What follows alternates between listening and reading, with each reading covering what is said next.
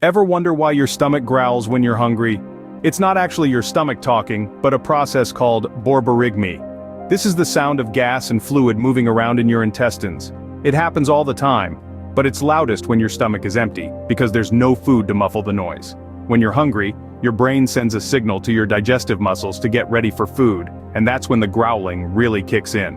So, next time you hear your stomach growl, remember it's just your body's way of saying, "Feed me." For more interesting facts, click on @Venki The Techie and subscribe, please.